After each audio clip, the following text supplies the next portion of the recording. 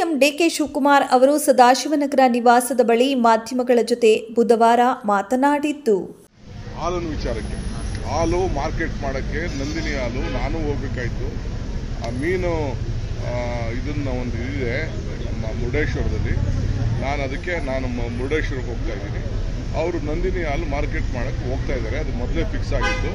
ನಂದಿನಿ ಹಾಲನ್ನ ಯಾಕೆಂದರೆ ಜಾಸ್ತಿ ಮಾರ್ಕೆಟ್ ಆಯಿತು ಅಂದರೆ ನಮ್ಮ ರೈತರಿಗೆ ಎಲ್ಲ ಕಡೆನೂ ಅನುಕೂಲ ಆಗಲಿ ಅನ್ನೋ ದೃಷ್ಟಿಯಿಂದ ಮುಖ್ಯಮಂತ್ರಿಗಳು ಹೋಗ್ತಾ ಇದ್ದಾರೆ. ರಾಜಕೀಯಕ್ಕೂ ಇದಕ್ಕೂ ಸಂಬಂಧ ಇಲ್ಲ. ವಿಕ್ರಮಗೌಡ ಎನ್ಕೌಂಟರ್ ಪ್ರಕರಣಕ್ಕೆ ಈಗ ಎಡಪಂಥೀಯರೆಲ್ಲ ಸರ್ಕಾರದ ವಿರುದ್ಧ ಆಕ್ರೋಶ ವ್ಯಕ್ತಪಡಿಸಿದ್ದಾರೆ. ಬಂಧಿಸುವಂತ ಸಂದರ್ಭ ಇದ್ರೂ ಕೂಡ ಎನ್ಕೌಂಟರ್ ಮಾಡಿದ್ದಾರೆ, ಇದು ಹತ್ಯೆ ಮಾಡಿದೆ ಸರ್ಕಾರ. ಹೋಮ್ ಮಿನಿಸ್ಟರ್ ಆಗ್ತಾ ಇದೆ, ಅರ್ಹರದು ಕೂಡ ರದ್ದಾಗ್ತಾ ಇದೆ ಸರ್. ಐರನ್ ಅಂಗಡಿ ಇಟ್ಕೊಂಡಿರೋ ರದ್ದಾಗಿದೆ, 20,000 ಗಾಬರಿ ಮಾಡ್ಕೊಳ್ಳುವಂತ ಅವಶ್ಯಕತೆ ಇಲ್ಲ. ಸೆಂಟ್ರಲ್ ಗೌರ್ಮೆಂಟು ಒಂದು ಕ್ರೈಟೀರಿಯಾ ಇದೆ, ಆ ಕ್ರೈಟೀರಿಯಾ ಪ್ರಕಾರ ಮಾಡ್ತಾ ಇದ್ದಾರೆ. ಯಾರು ಅರ್ಹರಿದ್ದಾರೆ ಅವ್ರಿಗೆಲ್ಲ ನಾವು ವಾಪಸ್ಸು ತಿರ್ಗಿ ಅರ್ಜಿ ತೆಗೆದುಕೊಂಡು ನಾವು ವಾಪಸ್ ಕೊಡ್ತೀವಿ.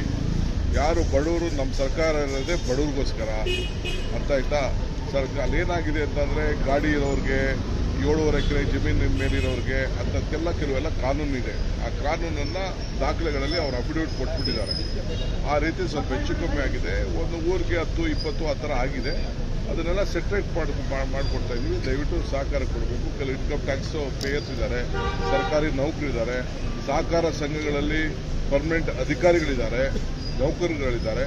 ಅಂಥವ್ರು ಯಾರಿಗೂ ಕೊಡೋಕ್ಕೆ ಬರುವುದಿಲ್ಲ ಅನ್ನೋದು ಒಂದು ಕಾನೂನಿದೆ. ಅದು ಬಿಟ್ಟರೆ ಬೇರೆ ಇನ್ನೇನಿಲ್ಲ. ಈಗ BPL ಕಾರ್ಡ್ ಮಾಡುವಾಗಲೂ ಮನೆಗಳಿಗೆ ಹೋಗಿ ವಿಸಿಟ್ ಮಾಡಿ ಕಾರ್ಡ್ ಮಾಡ್ತಾರೆ ಸರ್. ಈಗ ರದ್ದು ಮಾಡುವಾಗಲೂ ಆ ಪ್ರೋಸೆಸ್ ಮಾಡ್ಬೋದಿತ್ತಲ್ಲ, ಈಗ ಏಕಾಏಕಿ ಮಾಡಿರೋದ್ರಿಂದ ಮನೆ ಹೋಗಿ ರದ್ದು ಮಾಡೋದಿಲ್ಲ, ಅವರು ಅಪ್ಲೈ ಮಾಡ್ತಾರೆ.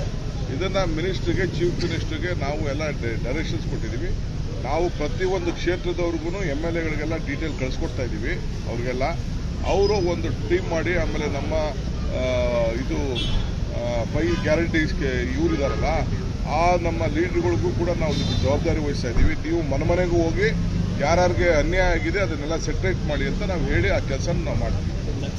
ಸಂಪುಟ ಪುನರ್ರಚನೆ ಆಗುತ್ತೆ ಡಿಸೆಂಬರ್. MLAಗಳೆಲ್ಲ ಸಚಿವ ಸ್ಥಾನಕ್ಕೆ ಬೇಡಿಕೆ ಇಟ್ಟಿದ್ದಾರೆ. ಶಾಸಕರು ಈಗ ಅದೆಲ್ಲ ಚೀಫ್ ಮಿನಿಸ್ಟರ್ ಮಾತಾಡ್ತಾರೆ.